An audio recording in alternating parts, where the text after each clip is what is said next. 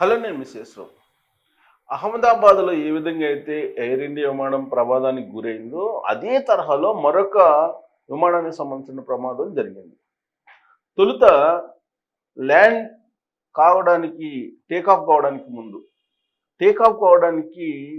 ముందు కొన్ని సెకండ్స్లోనే అది దట్టమైనటువంటి మంటలు, తర్వాత పొగ వెదజల్లింది. కాకపోతే దీంట్లో ప్రయాణికుల సంఖ్య తక్కువ ఉంది. 8 మంది ప్రయాణికులు, 2 పైలట్లే ఉన్నారు. ఇది లండన్లో జరిగినటువంటి సంఘటన. మరి వాళ్ళు ప్రాణాలతో ఉన్నారా లేరా అనేది ఇంకా ధృవీకరించట్లేదు. ప్రమాదం అయితే జరిగింది. ఈ మధ్యకాలంలో అహ్మదాబాద్లో జరిగినటువంటి ఎయిర్ ఇండియా ప్రమాదం తర్వాత విమాన ప్రయాణం అంటేనే ఆలోచించాల్సినటువంటి పరిస్థితి. ఆ రోజున కేవలం 59 సెకండ్స్లోనే ప్రమాదం జరిగిపోయింది. ఆ ప్రమాదం ఎందుకు జరిగింది అనే దాని మీద కాక్పిట్లో లేదంటే బ్లాక్ బాక్స్లో వచ్చినటువంటి ఇన్ఫర్మేషన్ని అమెరికాకు పంపించి అక్కడి నుంచి ఆ మొత్తం డేటాని తెప్పించారు భారత విమానయాన శాఖ. దాంట్లో తేలినటువంటి అంశం ఏంటి? ఇంధన ఫ్యూయల్ స్విచ్ ఆఫ్లు ఆపేసి ఉన్నారు. ఆ కారణంతో ఎయిర్ ఇండియా విమానం వితిన్ సెకండ్స్లో అది కాలి బూడిదైపోయింది. దాంట్లో 240 మంది సజీవ దహనం అయ్యారని చెప్పి రిపోర్టు. మరి ఆ స్విచ్లు ఎవరు ఆపేశారు అనే దాని మీద చర్చ జరుగుతుంది. దీని మీద విమానయాన రంగ నిపుణుడు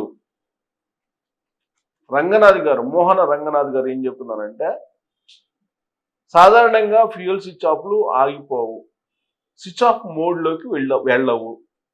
ఉద్దేశపూర్వకంగానే ఆ స్విచ్ ఆఫ్ చేస్తే తప్ప ఆటోమేటిక్గా ఆఫ్ మోడ్లోకి వెళ్ళవు అని చెప్తున్నారు ఆయన. అంటే పైలట్లని అనుమానిస్తున్నారు. పైలట్లే ఆపేసి ఉంటారా అనేటువంటి అనుమానాన్ని విమాన రంగ నిపుణులు మోహన్ రంగనాథ్ గారు అనుమానిస్తూ ఉన్నారు. కానీ విమానయాన శాఖ మంత్రి రామ్మోహన్ నాయుడు గారు మాత్రం పైలట్ల మీద నిందలు మోపొద్దు, ఇంకా ఇన్ఫర్మేషన్ రావాల్సి ఉంది, ప్రాథమిక ఇన్ఫర్మేషన్ మాత్రమే మనకు వచ్చింది, ఇంకా ఫర్దర్ ఇన్ఫర్మేషన్ రావాలి, ఇన్వెస్టిగేషన్ ఇంకా పూర్తి కాలేదని ఆయన చెప్తున్నారు. ఈలోపుగా పైలట్ల సంఘం తెర మీదకి వచ్చింది. పైలట్లను అనుమానిస్తున్నారు మీరు, సో పైలట్లను అనుమానించడానికి లేదు, దీన్ని ఖండిస్తున్నాం అని చెప్పి వాళ్ళు వచ్చి మీడియా ముందుకు వచ్చి వాళ్ళు పైలట్లను అనుమానించొద్దని చెప్పి ఖండిస్తూ ఉన్నారు. ఈ ఫ్యూయల్ స్విచ్ ఆఫ్ వల్లనే ఎయిర్ ఇండియా విమానం ప్రమాదం జరిగిందని చెప్పి తెలుసుకున్నటువంటి విమానయాన రంగంలో ఉండేటువంటి వివిధ దేశాలకు సంబంధించినటువంటి వాళ్ళు పైలట్లకి అలర్ట్ చేస్తున్నటువంటి క్రమంలో ఎతిహాద్ విమానానికి సంబంధించి ఎతిహాద్ విమాన అథారిటీ ఏం చెప్తుందనంటే, ఇప్పుడు వాళ్ళ పైలట్లకి ప్రత్యేకమైనటువంటి సర్క్యులర్ జారీ చేశారట. ఆ సర్క్యులర్లో ఏముంది? ఇతిహాద్ జారీ చేసిన సర్క్యులర్లో ఫ్యూయల్ స్విచ్ల్ని మీరు పరిశీలించండి, బోయింగ్ 787ని ఉపయోగించేటువంటి వాళ్ళు ప్రత్యేకించి ఫ్యూయల్ స్విచ్ల్ని మీరు ఎప్పటికప్పుడు చెక్ చేసుకోండి, ఆఫ్ మోడ్లో ఉంటుందా, ఆఫ్ మోడ్లో అసలు పెట్టద్దు అనేటువంటి క్లియర్ కట్ ఆర్డర్స్ ఇచ్చేసారు. అంటే ఈ ప్రమాదం ప్రపంచంలో ఉండేటువంటి అన్ని విమానయాన శాఖల్ని అప్రమత్తం చేసింది. అమెరికా నుంచి ఎప్పుడైతే ఈ రిపోర్ట్స్ వచ్చాయో, బ్లాక్ బాక్స్లో ఉండే రిపోర్ట్ వచ్చిందో, ఆ రిపోర్ట్లో ఏముంది?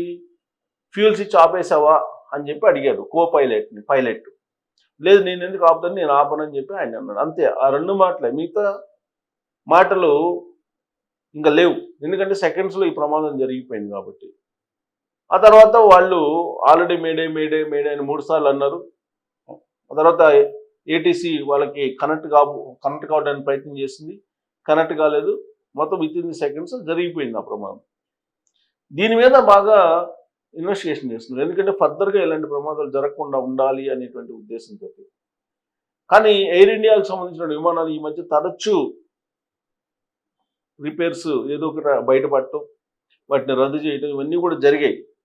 దాంతో ఆ ఎయిర్ ఇండియాకు సంబంధించిన విమానాలన్నింటినీ ఇప్పుడు మొత్తం ఒకసారిగా మళ్ళీ చెక్ చేస్తున్నారు, రీచెక్ చేయించుకుంటున్నారు. సో ఈ ప్రమాదం తాలూకు అనుమానాలు ఇంకా వెంటాడుతూనే ఉన్నాయి.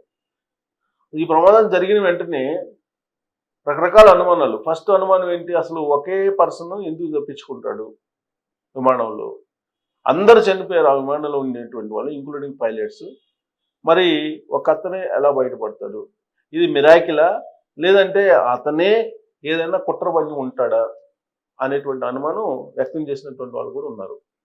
ఆ తర్వాత ఈయన మాల్వేర్స్ ఏమన్నా దాంట్లో చొప్పించారా? మాల్వేర్స్ ద్వారా మొత్తం విమానంలో ఉండేటువంటి ఈ డిజిటల్ వ్యవస్థని స్తంభింపజేశారా?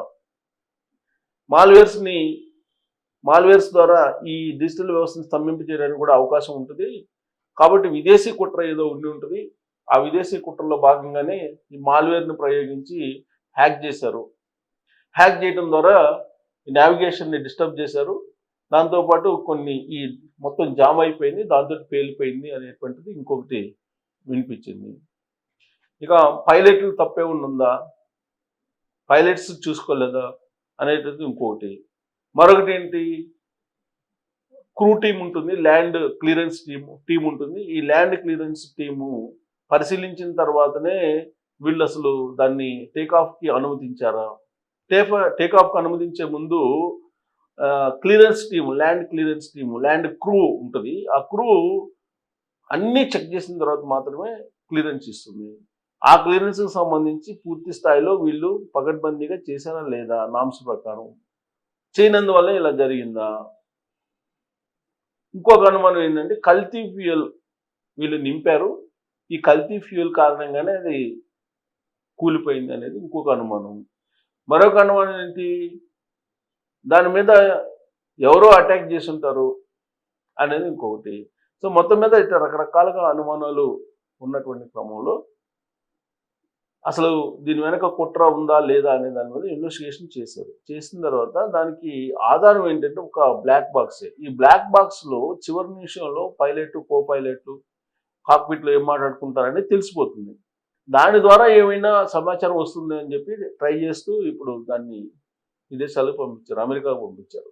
అక్కడి నుంచి వచ్చిన రిపోర్ట్ ప్రకారం ఏంటంటే ఈ ఫ్యూయల్ స్విచ్ అయితే ఆగిపోయింది అనేది ఫైనల్ చేశారు. ఫ్యూయల్ స్విచ్ ఆగిపోయినందువల్లనే ఇది జరిగిందని. ఫ్యూయల్ స్విచ్ ఆగిపోతే 2 ఇంజిన్లకు ఒకేసారి ఎందుకు ఆగిపోతుంది అనేది కూడా ఇంకో డౌట్. సో 2 ఇంజిన్లకి ఒకేసారి వితిన్ సెకండ్స్లో ఆగిపోయింది అనేది కూడా ఆ రిపోర్ట్లో ఉంది. సో వాళ్ళిద్దరు మాట్లాడుకున్నటువంటి బ్లాక్ బాక్స్ రిపోర్ట్లో ఉంది. సో ఒకేసారి 2 ఇంజిన్లకు సంబంధించినటువంటి ఫ్యూయల్ స్విచ్లు స్విచ్ ఆఫ్ అయి ఉన్నాయి. ఆ స్విచ్ ఆఫ్ కావడం వెనక ఏదో పెద్ద కుట్ర ఉంది. అది స్విచ్ ఆఫ్ చేశారా మాన్యువల్గా, లేదంటే ఆటోమేటిక్గా స్విచ్ ఆఫ్ అయ్యాయా? స్విచ్ ఆఫ్ కావడానికి కారణం ఏంటి? సాంకేతికంగా ఏమన్నా ఇతరతర కారణాలు ఉన్నాయా? లేదా మాన్యువల్గా వీళ్ళే కావాల్సి ఉద్దేశపూర్వకంగా స్విచ్ ఆఫ్ చేశారా? యాక్చువల్గా వాళ్ళు మాన్యువల్గా చేస్తే స్విచ్ ఆఫ్ చేస్తే కనుక విమానం ఏమవుతుందో వాళ్ళకి తెలుసు, కాబట్టి వాళ్ళు చేసే అవకాశం ఉండదు. ఇది మరి ఆటోమేటిక్ స్విచ్ ఆఫ్ మోడ్లోకి ఎందుకు వెళ్ళింది అనే దాని మీద ఇప్పుడు ఇన్వెస్టిగేషన్ చేస్తున్నారు. ఒకవేళ అదే కనుక ఆటోమేటిక్గా స్విచ్ ఆఫ్ మోడ్లోకి వెళ్ళేటువంటి వ్యవస్థ కనుక ఉంటే ఇప్పుడు ఉపయోగిస్తున్నటువంటి 787లో ప్రయాణం చేయటం, లేదంటే వాటి యొక్క రక్షణ కూడా ప్రశ్నార్థకమే. సో కాబట్టి ఈ ఫ్యూయల్ స్విచ్ ఆగిపోయింది అనేటువంటి రిపోర్ట్ వచ్చిన తర్వాత ప్రపంచ దేశాల్లో ఉండేటువంటి విమానయాన రంగాలు, పరిశ్రమ దీని మీద దృష్టి పెట్టాయి. సో పైలట్ సీక్రెట్స్ ఏవైతే ఉన్నాయో, సో పైలట్ ఇచ్చినటువంటి ఈ బ్లాక్ బాక్స్లో ఉన్నటువంటి సీక్రెట్స్, వాటి ద్వారా ఇన్వెస్టిగేషన్ అయితే జరుగుతుంది. సో రామ్మోహన్ అయితే ఇప్పుడే పైలట్ల మీద మీరు అభరణాలు మోపొద్దు అంటున్నాడు. బట్ విమానయాన రంగ నిపుణులు మాత్రం ఇది పైలట్ల పని అనేది అనుమానిస్తూ ఉన్నారు. ఇది కుట్ర ఉంది అని అనుమానిస్తున్నారు. మరి ఏది నమ్మాలి, ఏది నిజం అనే దాని మీద మీరు కామెంట్ చేయొచ్చు. Thank you.